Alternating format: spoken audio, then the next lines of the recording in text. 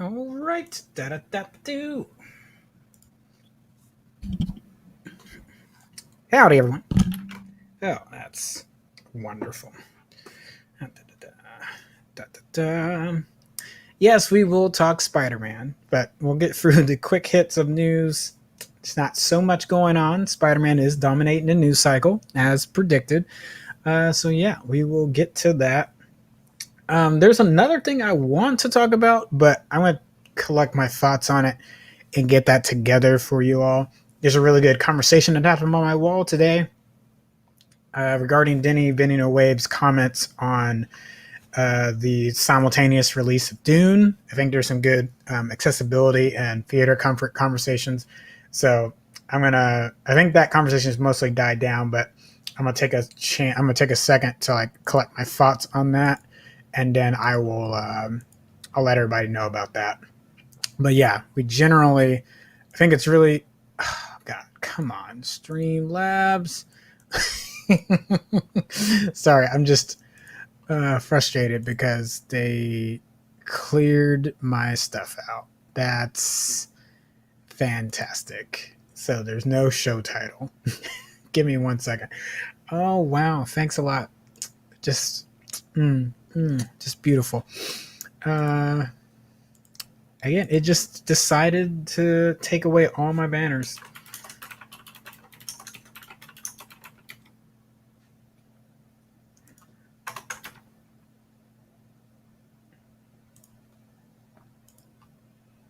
All right, there we go. We're back. Cool. So we will get started with first thing we're going to do. Obviously, Tom is not with me tonight. Tom is not feeling well, so he will definitely be back soon. So hope he's feeling well. Got a lot of Nerd staff under the weather this week, so hoping everybody's getting better.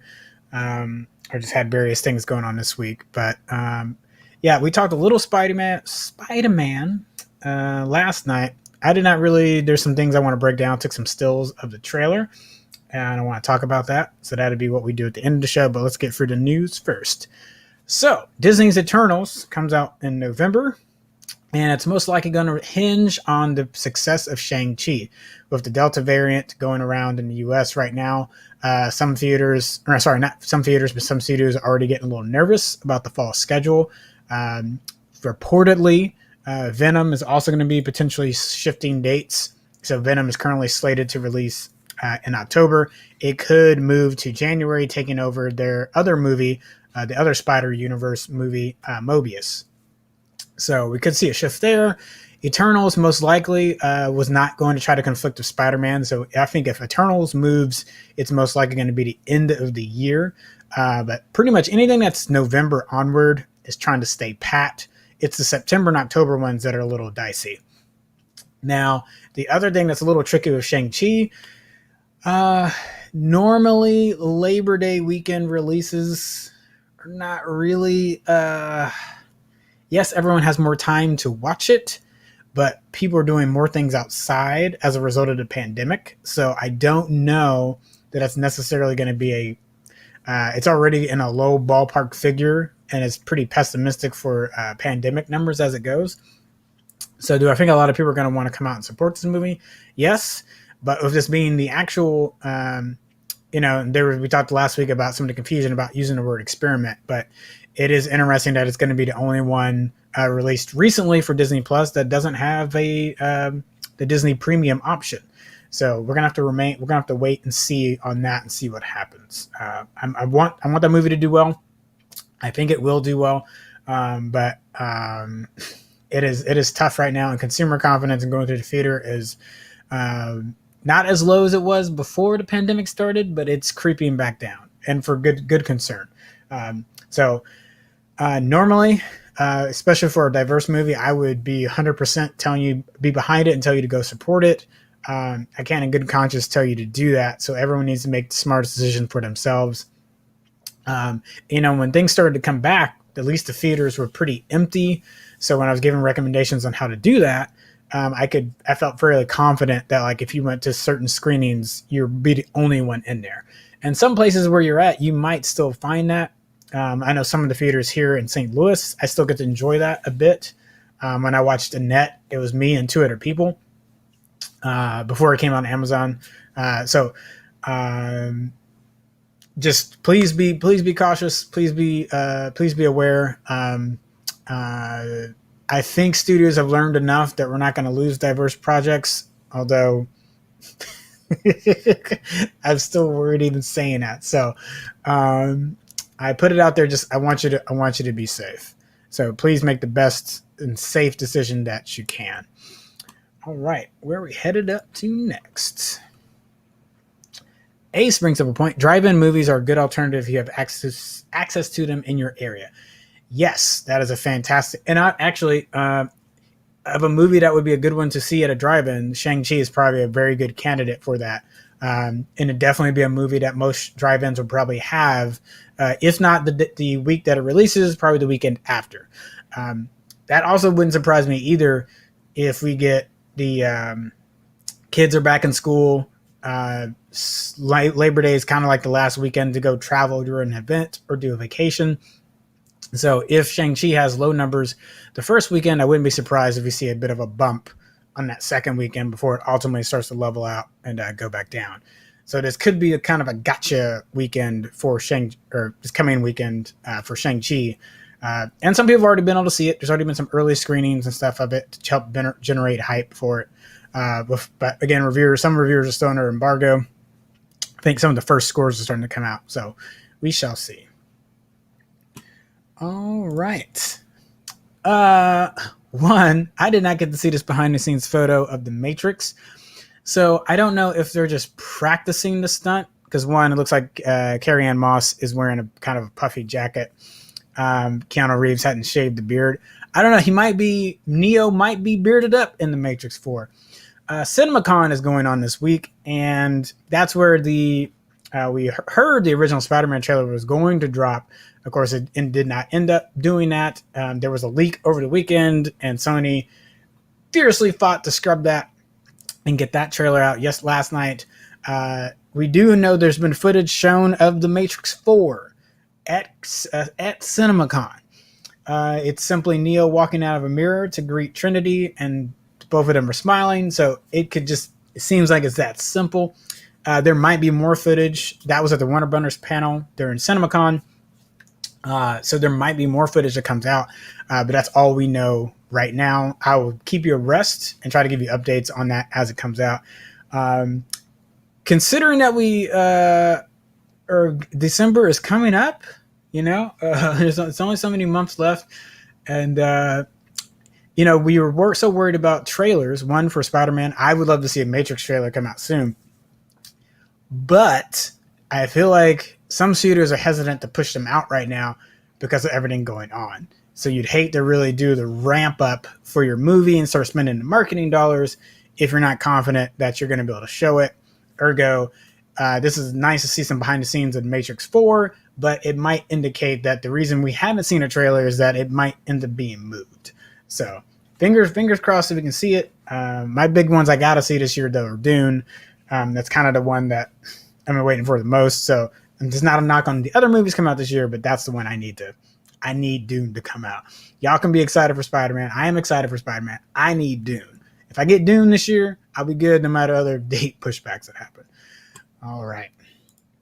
And let's see. So we're going to move from quick hits to some casting announcements. So Journey Smollett played Black Canary in Kathy Yan's Birds of Prey. It had a really good team-up movie of her and Harley Quinn, Huntress. Really solid. And Rosie Perez. Sorry, I do forget what her character's name was in the movie, but Rosie Perez is the actor that played the police officer in that.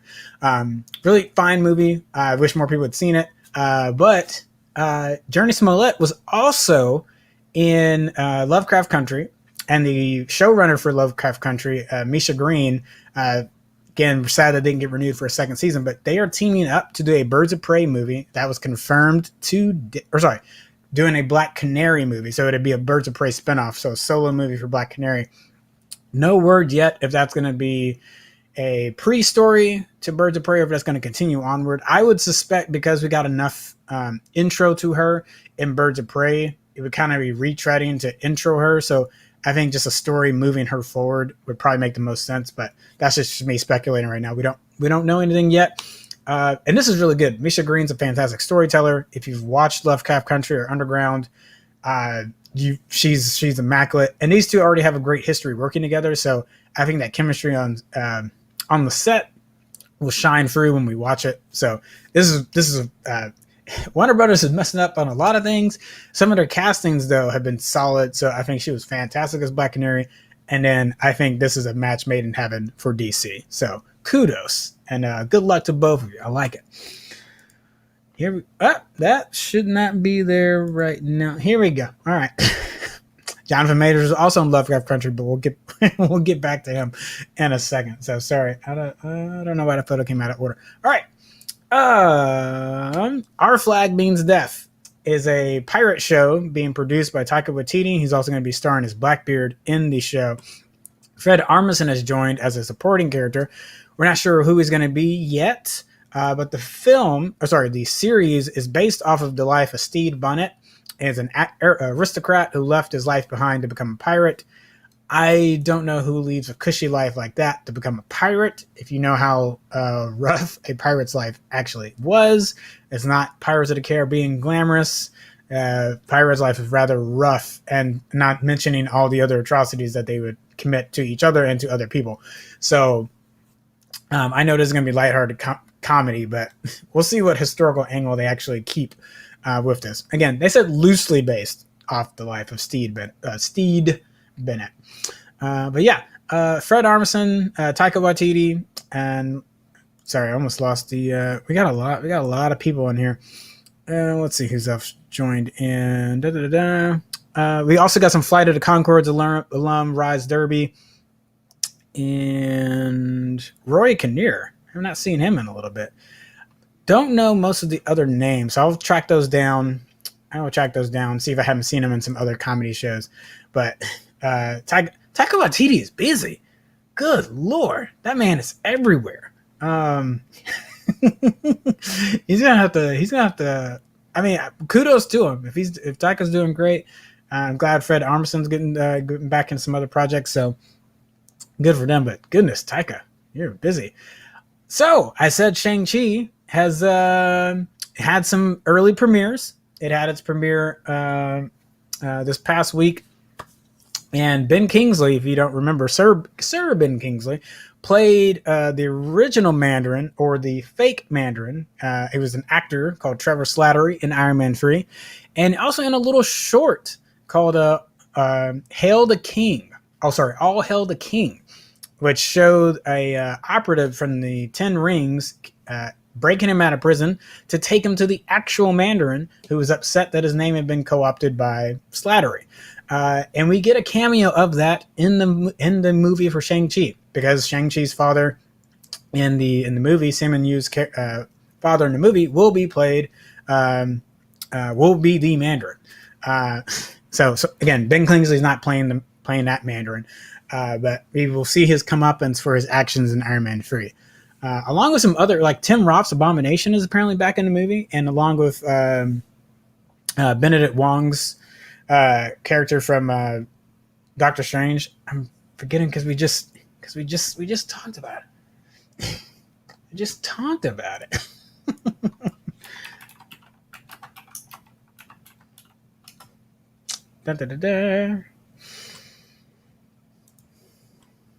Make sure I get that right.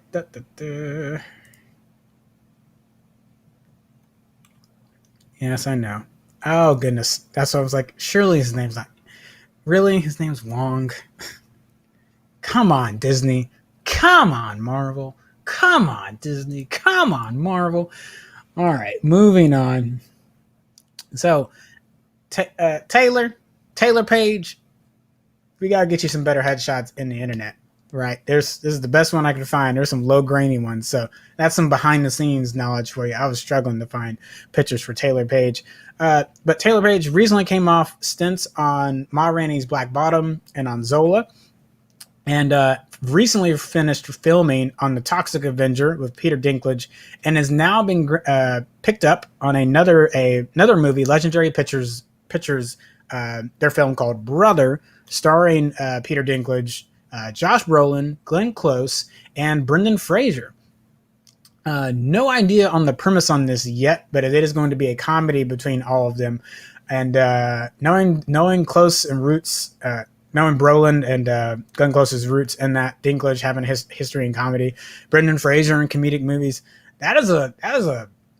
It may not seem like it on first glance, but that's actually a really stacked comedic lineup. So I'm really curious to see what they do with that. And again, if I can hunt down the premise on that, I'll definitely let you know. But that sounds like fun. So good Anya Taylor-Paige, and good luck.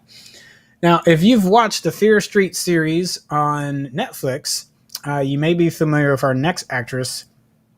This is Olivia Scott Welch. So recently starred in Fear Street, and she will star with George Barron in his noir film, The Blue Rose. So this is a noir detective pick set in the 1950s, following a one-night journey of these two rookie detectives who are out to figure out a homicide, but they somehow fall into an alternate reality of their worst nightmares. So apparently we're going to get some reality-bending things happening in the movie, and the setting is very interesting to me. If you've ever watched a noir movie, something about them playing with the reality of that just really tickles me. We recently were talking about Brick, which took that classic noir feeling. It stars Joseph Gordon-Levitt. It's directed by Rian Johnson, and takes that noir setting and puts it in a high school, puts it in a completely new setting. So this one, again, they're still going to stay in the 1950s, but they're going to do some reality bending there. I think that's a really cool idea, provided, again, that they execute it well. But I think there's some ways they can have some fun with that. So also, good luck to you, Olivia. Next up, Dermot Mulroney. If you've seen SNL, I apologize. If you haven't seen SNL, this is actually Dylan. See, now I'm going to mess the names up. Dylan McDermott. There we go. Dylan McDermott and Jamie Brewer will reprise their roles from American Horror Story's first season. McDermott played Dr. Ben Harmon, and Jamie Brewer played Adelaide Langdon. So they're going to return for the season finale of FX's spinoff series, so American Horror Stories, which is like these anthology combined series of that. So they're going to be back for that season finale. All right. So that is castings and announcements. And we're going to move on to major stories. You can already guess what one of them is. You know what one of them is, but we're saving that for last. So we're going to kick off this one with so we have news on some behind the scenes things happening on the Black Panther Wakanda Forever set. The video ain't great. So, we sometimes show behind the scenes photos here. You saw I show the one of Matrix 4 earlier in the show. I'm not showing that video. It doesn't look good. But I'll throw a link at the end of the show that you can go check it out if you want to. But suffice it to say, it shows like of a really badass. I think it's a Dodge Challenger, like an old school Challenger, but it could be a Barracuda, facing off of a motorcycle. And from our notes, from we know from the Twitter user that posted it, is that it's the Dora Milaje having a fight in the streets of Atlanta. So again, we will see. I am down for the Dora Milaje fighting anywhere they damn well please, because as they said in Falcon and Winter Soldier, the said it like soldier. When a soldier. Oh my gosh, has someone made that meme yet? Please tell me someone's made that into a meme. Please. If not, someone else make it.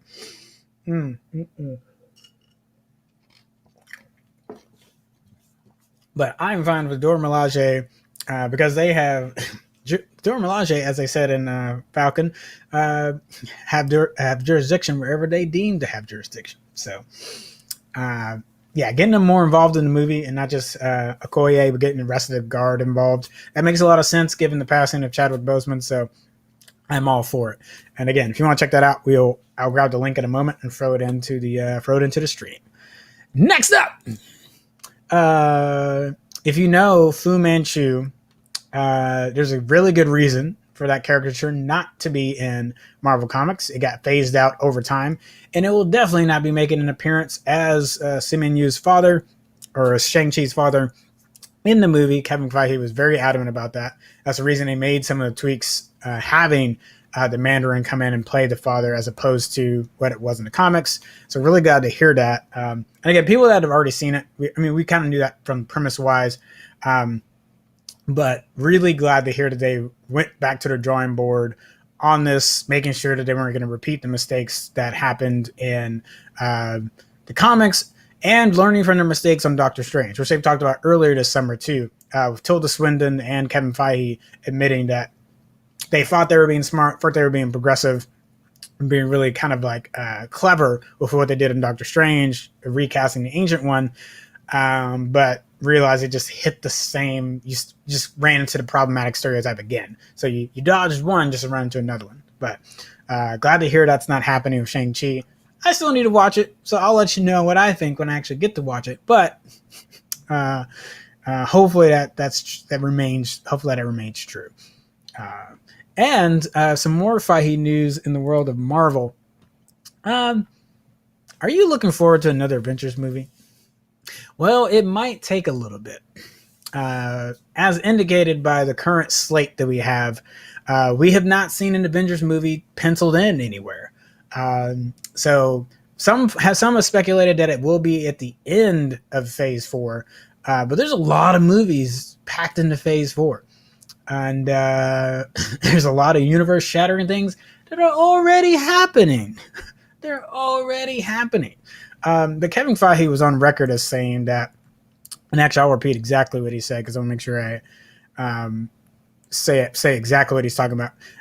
So in an interview with Collider, he said, "I think we want there to be a reasonable amount of time from the end game to start a new saga, which is already underway and already started.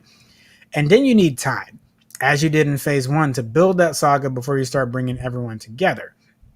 And I actually think that's really smart. I think we got used to having Avengers movies. After the first one came out, it felt like we got the fall of Age of Ultron, and then we were eagerly awaiting the Infinity War. Obviously, there was a good break of time in there, and then we had other team-up movies in there.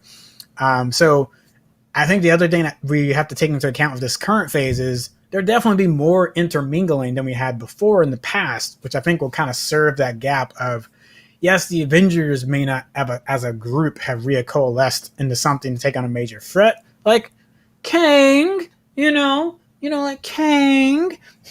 But as these multiverse things spread out and we figure out more about them, it might become very apparent who they're going to have to face, whether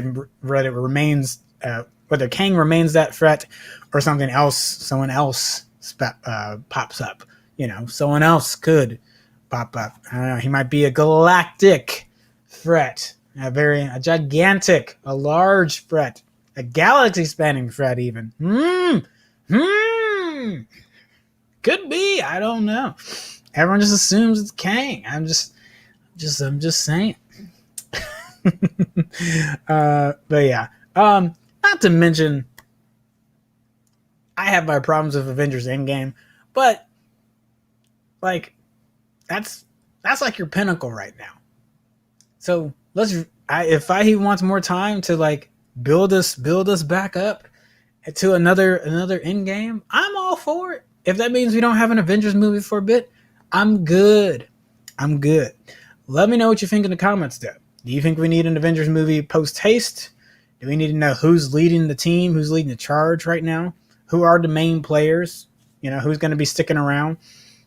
Not to mention, there's some contractual things we have to be thinking about here too. So that is also a issue there. But all right, we'll keep moving. And lastly, before we talk about the Spider-Man trailer and my screenshots that I pulled for y'all, so we can talk Spidey. Oh god, Disney's there. Ace says we need time to heal regarding the Avengers movie. That's fine. That's a fantastic response. I'm cool with that. Disney keeps messing up. Disney's messing this up so bad, and it's gonna hurt future movies. It's gonna hurt future negotiations, and this is why. So the conversation I had on my wall about theater accessibility sprang off of a conversation about movie releases and it's still built off of this issue that performers are not being paid based off streaming revenue, they're being based off theatrical releases, and that contract language needs to get updated. So you may be tired of hearing about the Scarlett Johansson lawsuit. You might be tired of hearing about a millionaire suing a billionaire company. I get that, but it's a matter of principle, but it's also a indicator for the rest of the industry about how there's a fight happening right now between exhibitors who we haven't even talked about theater owners that have not been happy about the way Disney has conducted business. I could go on a laundry list talking about the amount of percentage and share they've wanted from their $1 billion movies and how long they wanted that high share, like with Rise of Skywalker, Last Jedi, Avengers Endgame. Like you can go and kind of go down the Disney laundry list, the Lion King remake, the Aladdin remake. So Disney's not really made any friends when it comes to the theater space, and now they're pissing off performers, which are the actual ones that bring butts in the seats because of their names and their performances. And we haven't even got to talk about the people that are really getting to squeeze the worst, which are the folks that are working on these sets that are not getting their names you don't even look at. You ignore them as you're waiting for the cameo to come out, but that's a longer conversation. So what recently happened is that they've been trying to push this into private mediation. That is not an unnormal tactic for a corporation to use. So that, at least in itself, wouldn't be a problem. But representation for Scarlett Johansson is pushing back, saying that Disney does not want this out in a public forum. And I can think of a few reasons why. One, they may not want to release the actual numbers that Black Widow made, right? They're still probably trying to give a particular number or ballpark to Scarlett Johansson, which again is not going to fly because she wants a percentage that she was guaranteed contractually. And again, if they can keep it in private litigation, in a private mediation session, they don't necessarily have to bring those numbers out. If it goes to a public court, right, or a civil court, then those could be requested. Those numbers could be requested. Again, there's some ways also in that civil format to keep some things to not disclose certain items, but it does get harder. So again, Disney would like to keep this under wraps. And as someone that really doesn't get the streaming data, and that's not because of me and the platform, that's just because no one gets good streaming data. We don't really know what goes on behind the scenes on that. That's another reason why Denny Villeneuve, Nolan, Patty Jenkins were all upset at Warner Brothers for unilaterally deciding all their movies were going to go out on HBO Max, because we don't know how much you're going to be able to pay us. And if we'd known ahead of time that was going to happen, we could have possibly shopped their movie out to other studios, and a judge hit them pretty hard on that. There's still litigation going on that. Now that might have been resolved with enough money from Warner Brothers side, and Disney clearly did not go that route. We reported earlier that Kevin Feige has been adamant to just pay Scarlett so that he can keep his talent happy and move forward. And Disney is hemming and hawing, and it is not going well. So again, mediation is not a dirty tactic. That is the thing that can happen normally between businesses and individuals. But Johansson's her representation, her legal representation, has a point about what they may be trying to hide by doing that. And as an outside party, I'm very interested to see how this plays out. But right now, Disney is effing up royally, and I really don't have any sympathy. They've had this coming for a while. I'm going to do a follow-up that won't be so Johansson focused about what issues I'm talking about or alluding to, because I can't get into all of them in one show. And a lot of it's based on the production crews and how they're not getting paid fairly. If you hated the writer's strike of 2007, oh boy, we are on a tipping point for another one. But this time with production crews, the people that make the CGI for these shows and movies, it is well over time for that to have happened, and this might be the powder keg that causes that to happen. Disney being one of the biggest offenders. But we're going to tie that with a bow, and we will come back to it on another show. All right. One thing I was gonna, I know, Spider-Man. I do want to do one more thing on Jonathan Majors. I apologize. The photo got out of order, and I just now saw it in my notes. So I just want to go back. This is a really cool interview he did with People Magazine. I'm just gonna go back super quick. Ignore. There we go. Thank you. So this is the last one. Then we'll do Spider-Man. Thank you for being patient as we get through the movie news that's happened this week. But I just think this one's really cool. And since Super Blurred's on a bit of a hiatus, this is kind of let me catch my breath. I've had a lot going on. This would be a good time to chat about it. So Majors was talking about Lovecraft Country, and particularly because it came out in 2020, as opposed to Watchmen's great story on the Tulsa Massacre and riot. Tulsa Massacre that happened in 1921. Lovecraft Country approaches some of the same material, but in a different way. But that came out in 2020 in the midst of the George Floyd riots. And he talks about that he loved how it was a balm to police protesters. So in that interview, he talks about because of the platform, because of the humanity of the characters, it added to the protest and added to the conversation. So it was an honor that I didn't think I was going to have. I expected to reach people in their homes, but to reach capitals and cities and politicians in a different way was a gift. And he also gets to talk a little bit more also of his time during the pandemic. It was a reminder to, I think, every other country and every other nation that there are some really deep issues inside of us as a species. It's not just this pandemic we're dealing with on the outside. We're dealing with an eternal pandemic on the inside as well, that of racial inequality. With the murder of our brother George Floyd, all that came to a head. I'm sitting in quarantine in Santa Fe, New Mexico, and I'm literally watching all this take place. One can shift from HBO every Sunday to CNN to MSNBC, Fox, whatever's your info of choice, and watch this all play out. And the beautiful thing about it was I felt and still feel that Lovecraft Country served as a balm to those who were protesting. It served as a respite, and unfortunately it gave you a good talking to in a good way. And I would agree. During that summer, a lot of people were using Lovecraft Country as a way to talk about what happened. So I don't think he's out of bounds to talk about that. I think he's right in bounds to talk about that. And the way it probably helped a lot of people process what was going on and potentially think about and deconstruct what was going on during last summer. So if I have time and I can do a Super Blurred, I might dive into this more because we did a recap with Watchmen and Lovecraft, we did a recap with Watchmen. Definitely like to do it with Lovecraft Country sometime soon. And tying it with the summer of 2020, that would be really cool. But that's a project for another day. And I promised you Spider-Man, and that is what we're going to do. Think we're ready? Okay. So I had a blast last night because at the very end of the show for State of Nerd Union last night, I was getting ready to log off. Had said all my bye-byes. I had said bye-bye now. I had said bye-bye. And I was like, yeah, I'm good. I'm done. And then Taryn's like, the trailer has dropped. And I'm like, nah, do you mean...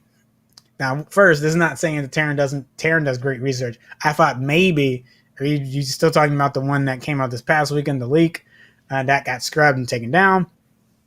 No, Taryn's like, the trailer has come out. Drops the link in, see that it's legit. I immediately pull it up, and y'all got to see live reaction. Lindy Fitness was saying that we need this screen grab my face because there's at least one time where my jaw drops down, and it's just so good. And I'm not sure I got particularly there was that Green Goblin grenade that made my face just right. So backstory on that, might have said this last night, but if you weren't here, we'll just say this super quick. We've been reporting on Spider-Man rumors. Now I have tried to stick with what I've known, things that have been said and revealed on set. Not just because everyone's just been saying it's going to be a multiverse movie. And they're obviously not wrong. But things that we have heard that have been confirmed now by the trailer. So we knew Doctor Strange was going to be in it. Check. Him and Peter we knew he's kind of going to be the surrogate Iron Man for him in this regard, like he was in Homecoming. All right, check. And chaos, multiverse chaos happens as a result. Check. Jamie Foxx's Electro said that he was going to be in the movie. We know that's been confirmed by Marvel. His representation in Sony. We see electricity in the movie, but I'm going to get to that more. So I assume that's still a check. I'm going to do like a half check. I'll explain why that's interesting based on what you saw in the trailer. And also, if you're wondering, are we going to play the trailer tonight? No, y'all have probably seen it a million times. I'm just going to show stills that I took from the trailer. I'm going to pull a few up. If you have not watched it, feel free to watch it. Or hey, if you want to pull it up on another screen real quick and watch it while I'm talking, while I'm bringing it up. And I can talk to you about some things that happened in it. But yeah, Electro, I assume, but there's a thing there that we'll talk about. And I think, I do have a screenshot of that. Cool. Alfred Molina was on set of Spider-Man No Way Home. And we're like, that's interesting. And then Molina teases out, yes, he's going to be Doc Ock. Check. Kevin Feige was even mad. He was even mad that Molina brought it up. He's like, keep things sacred. He's like, don't break things up. So, Doc Ock, check. Okay, so from that point, we're pretty good. But what are some key things we didn't know? I think everyone assumed that if there was multiverse stuff, it was going to happen because of Wanda and because of what happened with He Who Remains and Loki. Now, obviously, as we're talking about this trailer, if you are not caught up on WandaVision or Loki, probably don't watch this episode or come back and watch this video later. Hey, we'll have it in a nice short clip on Nerd Union pages on our YouTube, Twitch, and Facebook. But if you haven't watched, seriously, if you haven't watched those two, I'm spoiling the endings of those. So I think the safe bet before was those caused the multiverse problems, and then Strange going to have to fix and clean it up. That could still be the case. People have been syncing the videos between WandaVision and Loki, and it is possible that all these happened at the same time, and that maybe Loki was the inciting incident, and it spans across. We'll find out. But as you'll see in the trailer, I did not grab that photo. But you see in the trailer that Doctor Strange and Peter are working on the spell, and if you watched Rick and Morty, there's when they branch off in multiverse. In one episode in season 2, it's Rick and Morty and Summer, because they are uncertain of themselves. They have a lot of uncertainty within themselves. The multiverse keeps splitting off every time Rick tries to bring it back together, which I feel like is the same vibe happening in that scene when he's telling him quit messing with the spell. Peter's uncertainty and nervousness there is what froze off the spell. Now, did that spell get amplified maybe because of everything that happened in Wanda and what happened maybe at the same time with Loki? I don't know. I think that's a safe bet.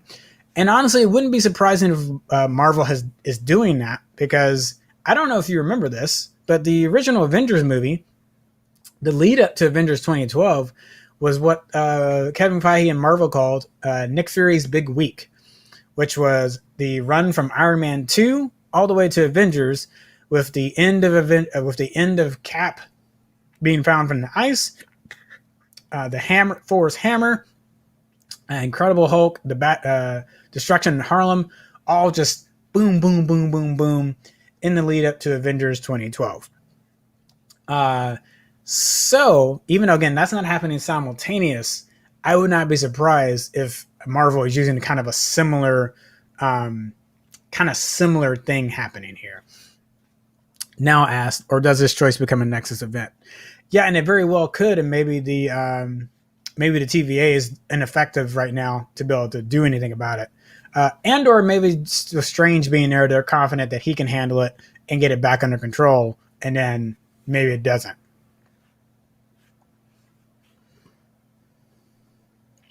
MCU official timeline puts Loki and What If as before WandaVision and Falcon and Winter Soldier. Yeah, I know there's some fans that were putting the videos together. So yeah, that's good. Thank you. That's a good reminder. So yes, fans had put the videos in sync as happening at the same time, but when the timeline came out, yes, Loki and What If are not. That's it happened before. Yeah, it happened before WandaVision. Sorry. So yes, I did forget about that. Yeah. And I'm not bringing up what Falcon because I don't think it's relevant to unless there's something I missed on that show. I don't think it's relevant right now. Let's see. Of course, if everyone's split off in different universes now, that actually might explain why they haven't talked to each other. Everyone's like, why does no one talk to Wanda? Oh, that might explain why no one's talked to Wanda. Depending on how fractured the timeline is.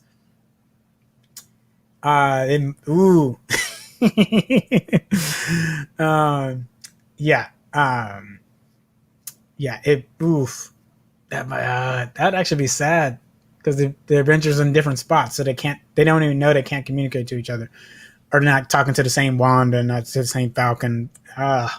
Gosh, that also and then who's in what universes? This is about to get messy. This is about to get confusing. All right, I'm gonna stop with that for a second. So yeah, that moment is definitely the moment in the movie where they experience their inciting incident, and it probably is after Loki, or possibly at the same time, but we'll find out. But yes, Taryn, thank you for the timeline update. Cool. So the photo I have in front of you, Exhibit A, Your Honor. People have said that it could be Matt Murdock. Charlie Cox is Matt Murdock, Daredevil from the Marvel MCU series, the Marvel Netflix series, not MCU series. It's got some MCU ties, but not as much.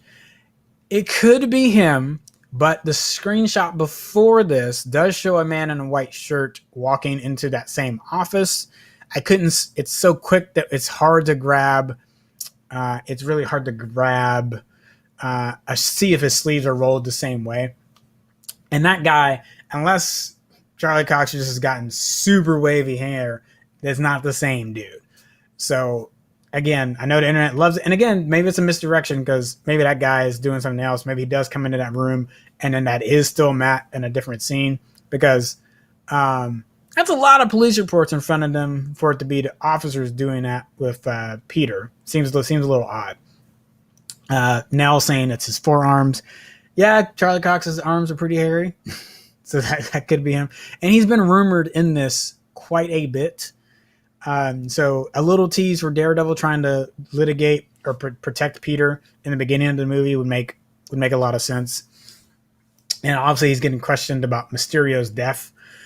So he's going to need some legal counsel. And obviously Ned, Aunt May are getting questioned there in the police station, so they could use some help. So even if this isn't Charlie Cox, it does not preclude the idea that Daredevil is in the movie. He could still be in there. And what I just said about the guy coming in could be wrong. But couldn't get a really good shot before this. So I tried to slow it down. Just really couldn't get a good shot. So as far as I can tell, I don't think that's Matt Murdock, but we'll see. And next up, we get the black suit. We had seen this for a hot second on. Sorry, real quick. I'm gonna throw a. I gotta throw one more thing in. One more thing. Come back. All right. Come on, toy makers. Quit spoiling stuff for us. We've known this black suit was going to come up. It's like a black, gold, and reddish suit, kind of playing off of his Infinity War suit and the mix of his like Spider Monkey suit and the black and red, classic black and red suit as well. So kind of a blend of both of those. No idea yet what functionalities the suit's going to have, when or where it's going to appear in the movie. But this is just backing up the confirmation of what we saw in the toy. And I will quickly go to that photo real quick. Yeah, so that's a better shot of it. So again, kind of some red design on the hands, and then keeping that gold aesthetic from the spider armor, the Iron Spider suit. So really good there. All right, quickly, we're gonna go back. Oh, here we go. So, the reason I gave a half check to Jamie Foxx being in the movie. Now he said he's in it. Marvel confirmed it, so it's not real. I'm not really saying Electro's not in it, but I don't know. Last time I saw Electro, he didn't have weather powers. He wasn't like blowing dirt around. That's weird. Huh. Wonder who could be doing that. And if you've seen some of the Sinister Six team ups, when Sandman and Electro attack together, this is something they've done before in the past.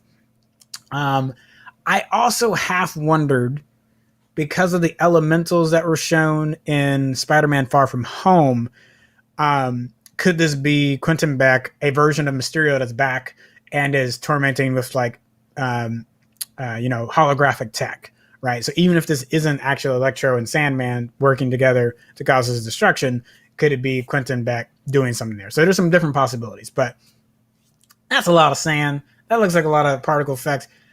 I don't know if you're doing all that just for a CGI. That feels like Sandman. It just feels like Sandman. Could be wrong.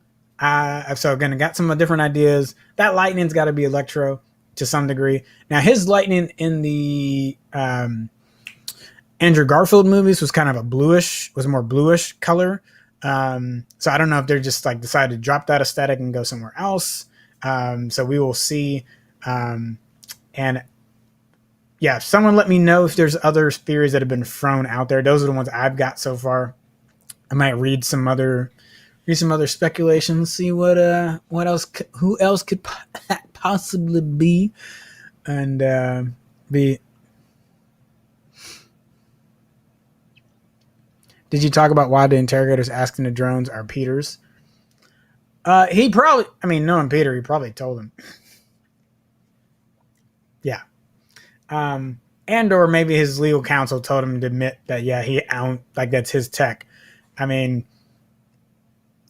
would figure out where eventually someone would figure out where those drones were launched from.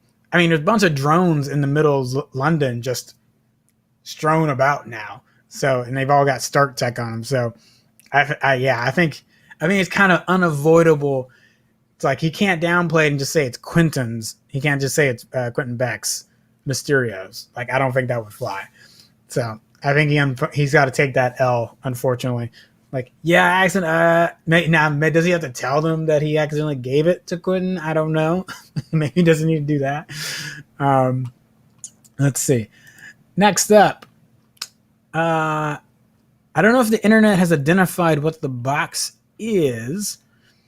I'm assuming it's going to be related to something in the trying to put everything back together, because I don't think Spidey would just have that box haphazardly. Also, what is going on inside of the Sanctum Sanctorum that is frozen everywhere? Did a spell go bad and they've got to fix it? They can't fix it, or maybe they're tired of the winter and they want to have some snow in the house.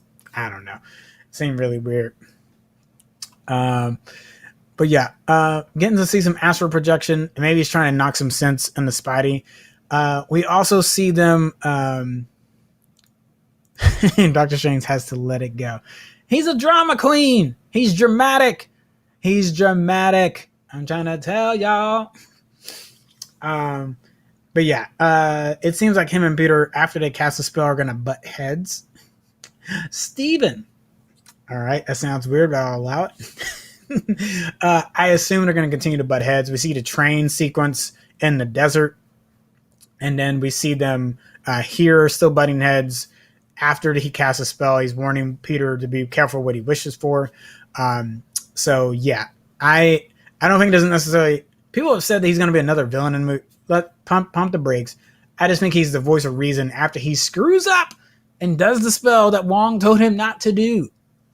Wong is very specific. Don't do this. Also, something I'm really excited for, because Flash Thompson becomes such a Spider-Man fan. And if you read Flash Thompson in the comics, after he gets past his high school bully phase, he really grows up, and he's a big admirer of Spider-Man. So I'm kind of waiting for the Flash Thompson scene where he's Parker. He's not gonna like it, but he'll respect it because it's Spider-Man, right? So I think that'd be really cool. I hope they give that little nod in the movie. Cool. Next up, we're just going to be rotating through suits in this, and someone brought up today, and this is another thing about why we didn't want Doctor Strange in the movie. And this is not a knock. This is not a knock on Tom Holland's Spider-Man. I've gone on my Miles Morales rants before, so I won't go on that. And what I mean by Miles Morales rant is that they've taken a lot of attributes from Morales and slapped them onto Tom Holland's Peter. And while it makes for a great movie, it still means like this is not the Peter Parker that a lot of people are used to. Case in point, I don't mind him having a ton of suits. What's disorienting is that, the Iron Spider suit was specifically for, oh shit, it's going down. Now, that's happening in this movie. Yes, there's definitely some issues happening in this movie. So I grant you that. I'm not trying to say it's not gonna be worth it.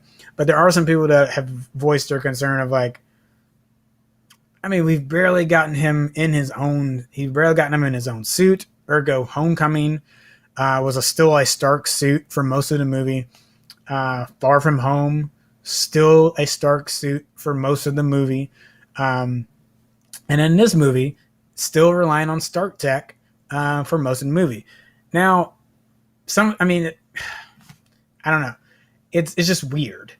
So I know when people are making the criticism, I understand what their frustration is that it's like we never got an opportunity to have him be, like, aside from Homecoming, he hasn't really been that friendly neighborhood Spider-Man. He's been the gallivanting Spider-Man we would see in later issues. So after this point, with everything that's gone on, there's really not going to be a chance to ground him back down into New York and ground him back down to into the city.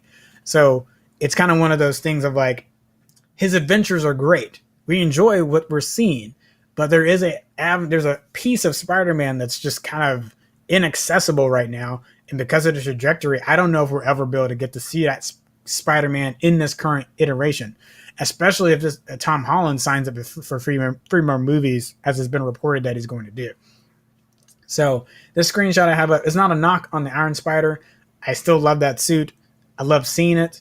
It's just more of there's just kind of a disappointment. There's like it's cool what we're seeing. It's just sad that we're not seeing this other part of Peter. All right. Next up. Well, we know we had to get there.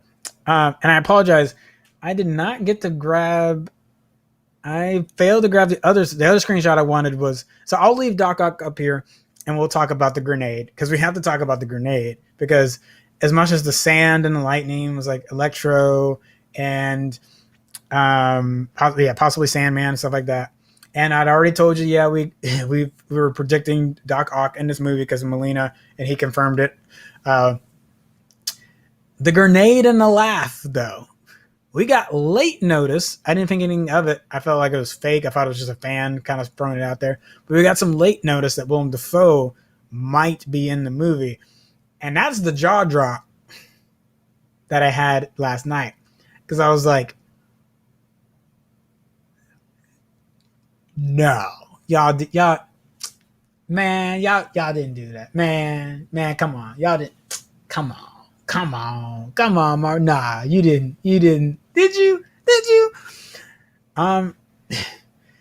So as much as I've been the pessimist trying to say we're not getting Garfield and Tobey Maguire in this movie. What they've been able to sneak and pull off in this movie so far, um, it feels almost a given that even if the other two Spider-Men are not in this movie for a long time, maybe it is Peter by himself for a long time, that I would suspect the final fight sequence in this film is Free Spider-Man against the Sinister Six going ham at everybody. So if I had to guess, I think we'll still get that happening. It just may not be that they're in the entire movie, because that's just the part where I felt like, I don't know. I mean, Marvel's good at hiding a lot of stuff, but good Lord, I just, how do you keep those two hidden? And especially if this was filming in Atlanta, I don't know how you would keep them hidden, or if they kept everything on a sound stage, green screen stage.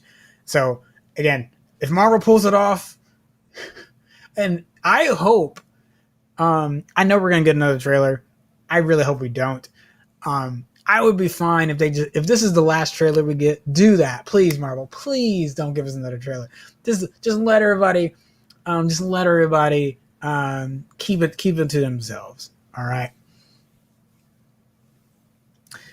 Now I'll ask the question: how do these other villains know who this Peter is? Wouldn't they recognize their original Spidey? I mean, I assume they'll recognize their original Spidey, but his face has been plastered all over the world, and I'm assuming there's something wrong with Doctor Strange's spell anyway. So I'm assuming it didn't work, or it made things worse. So maybe the people in his universe forgot who he was, but maybe it messed up in their universes. So now he's the Spider. I mean, there's multiple possibilities for that. So I don't think that would be a hard one for them to answer. Yeah, I think it'll be the spell messed up so bad that, and bringing these folks out, and again, with his knowledge, it just doesn't seem like it'd be that hard for them to figure out that once they get to that universe, be like, aha, that's Spider-Man. All right, we'll take care of it. I do have to say one thing about Doc Ock, though. Even though it is the Sam Raimi Doc Ock in appearance, long green trench coat, they even got the legs look just like they did in the Spider-Man 2. Having that exact Doc Ock makes no sense in this movie, because his resolution. I'm not even talking about him dying in the water. What I mean is, like, him and Peter were at peace. They had a resolution, and that story was over with. That was done. It's a tragic end, but that story was done. It's donezo. So I'm not saying, like, him playing Doc Ock is fine. I hope it's not at a copy paste of the Spider-Man 2 Doc Ock. I'm hoping this has some variations, so like it's more of a homage and a nod to the Spider-Man 2 Doc Ock, without trying to actually be the Spider-Man 2 Doc Ock, because that'll feel a little invalidating to the ending of that movie. And Spider-Man 2, before everything we've had come out, was the pinnacle of superhero movies. Like, it nailed the sequel, as far as nailing, like, that's a tight superhero story in 2 hours, and just really knocked that out of the park. So please, I really hope they don't do that. So again, it's not about him playing Doc Ock. It's about that one specific detail of, like, why would he be fighting Peter? Because I thought they were good. I thought they had an understanding at the end of that movie. That's all. But it looks like there's some de-aging happening here.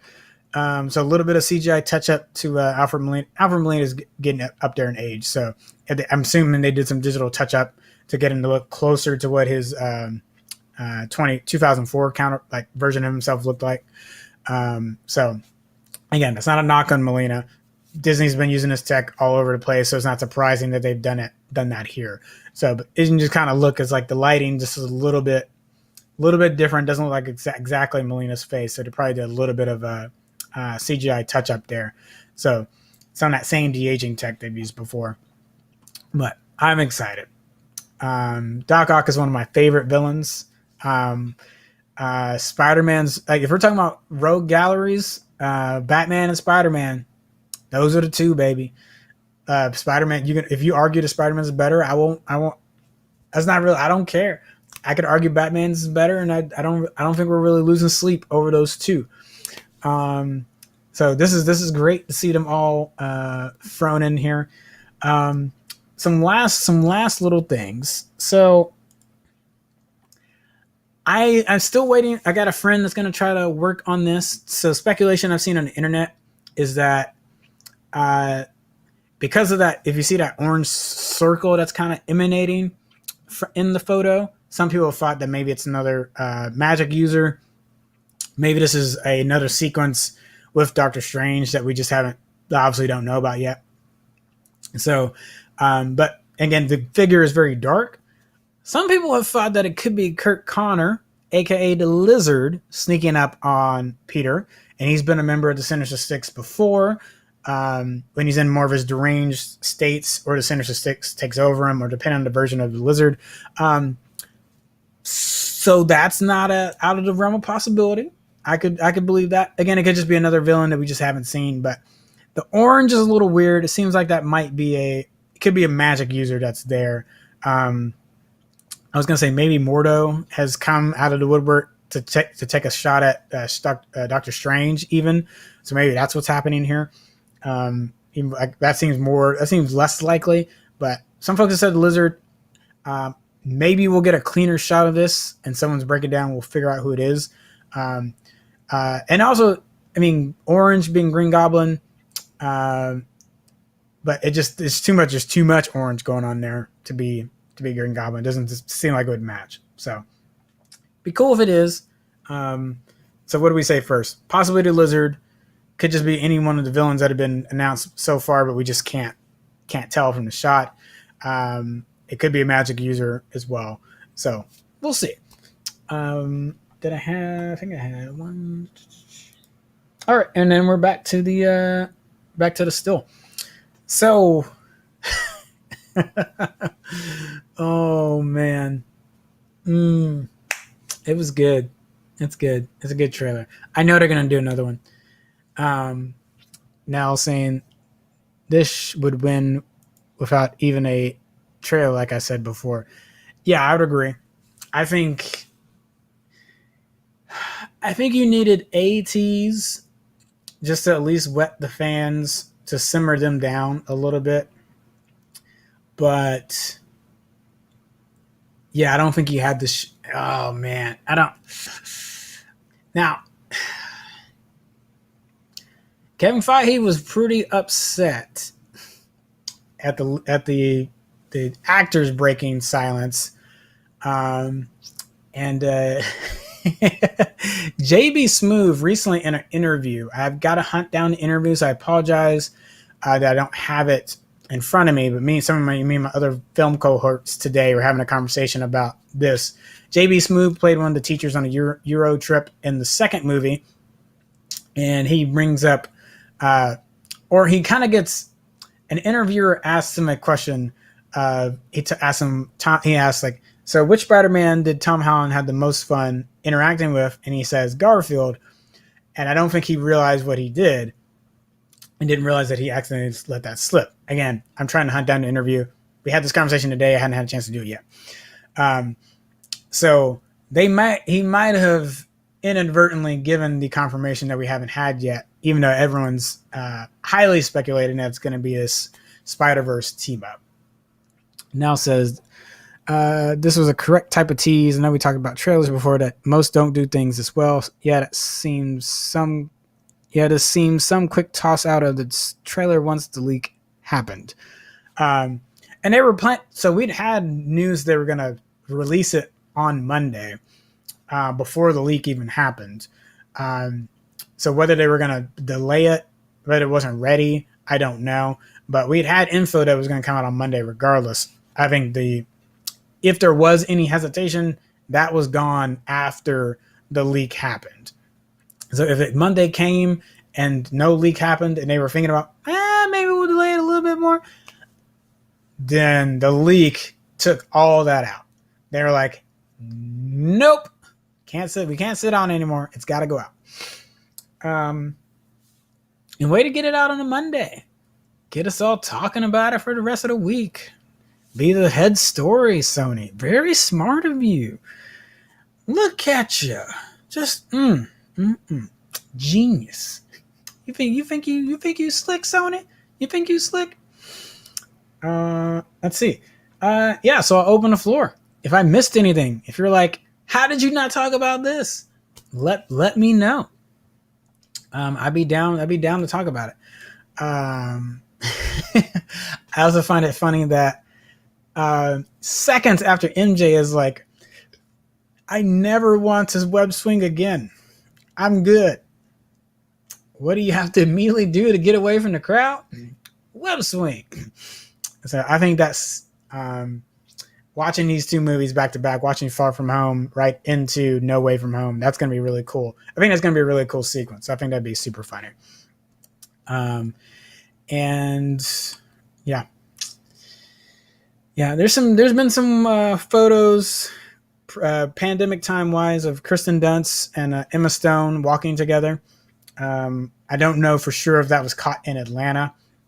Some people thought that the Mary Janes and the Gwen Stacy's might be in this movie as well. So we shall see. Gosh, I mean, you could even say it could be a cameo, but you're not going for all this headache and the secrecy for a cameo. Like, you could do that anytime. You could have done that anytime. So, and my hat's off to you, Marvel, Sony. I'd be good if you don't have to do another trailer. I'm good. If y'all really want another trailer, let me know in the comments. I'd be curious to see what you think. Now said, so are we going to do some sort of rewatch leading up to December 17th? Possibly. What is that? So that would be 7 Spider-Man movies. Yeah, so that'd be 7 Spider-Man movies, the 3 Sam Raimi movies, the 2 Amazing Spider-Man movies, and the 2 Holland movies that we have so far. I would be down with that if folks are good with that. Maybe we'll knock it out over a weekend though, because our schedule's tight with a lot of rewatches of Dune and some other movies come out this fall, assuming they all keep their schedule. So let's see about that. I'd be down for it, but we got just over 3 months. Okay, yeah, sure we do. Sure we do. A says, purposely avoided the trailer, but I get into the Spider-Verse vibes from all the buzz, which I still need to watch. You haven't watched that. Ace. Okay, maybe that's what we'll watch. Maybe, okay, all right, make it 8 Spider-Man movies. Maybe we'll watch all those leading into the Spider-Verse and then into No Way Home. Taryn, no, we got just over 3 months. Sure we do. I'm sure we don't have anything else scheduled. I'm sure we don't have any other things happening. Like, we haven't already talked about a Matrix rewatch, a Dune rewatch. Nope, none of those have come up. I'm sure none of that's happened. Gosh, y'all like filling my schedule up, don't you? That's what this is really about.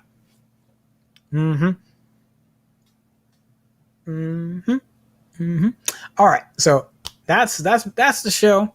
Thank you for everyone for tuning in. Some things to catch up for to catch on for the rest of the week. I'll be streaming Halo on the Nerd Union channel tomorrow. That's like my weekly time to get some Halo in. So if you like watching Halo 5, again, I can't play Infinite because those are closed, although we might get some more invites to the beta. But if you like Halo, come join me on Wednesday night. And if you have questions that we didn't get to talk about on here, or if you have any other nerd topic you want to talk to me about, any movie, video game, or TV show topic, bring it up. We'd love to talk to you about it on stream. Later this week, on Thursday night, 7 to 9 p.m., we have The Quorum. We're talking about Agent Carter, episodes 5 and 6, and then the What If episode will drop midnight where I guess 2 a.m. And that's the Loki episode. So we'll be doing that, talking about that first, and then the 2 Agent Carter episodes. After that, 9 p.m. Central on the channel, Red Shirt Rejects with Trevor and Kyle. I'll be producing that in the back. And we're talking Galaxy Quest because, yes, even though it is a Star Trek podcast, we think Galaxy Quest is one of the best Star Trek movies ever made. Even though, yes, we realize it's not a Star Trek movie, but we do not care. So we're going to knock that one out before we finish our TNG movie rewatch and then head into the new Trek and into the Abram movies.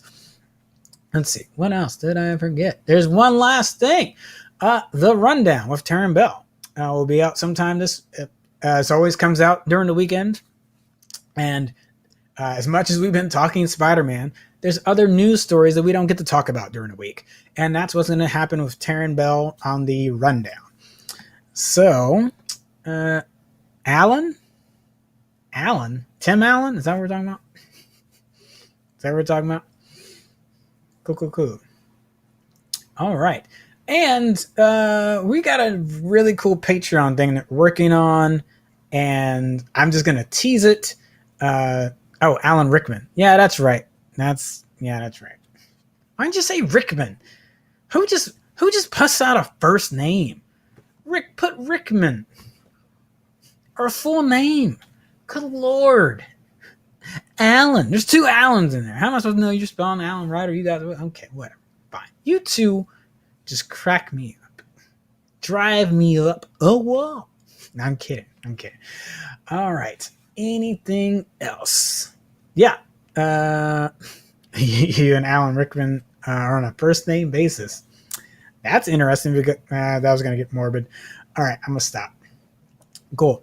So this has been the Commander Shipp Show. And if you have not hit subscribe yet, wherever you may be watching, I can see you there on YouTube, Twitch, or Facebook. Go ahead and hit that like button on the stream that you've been watching and or subscribe so you can make sure you get notified for the next time the Commander Shipp Show comes on or any of our shows come on for the Nerd Union family of shows.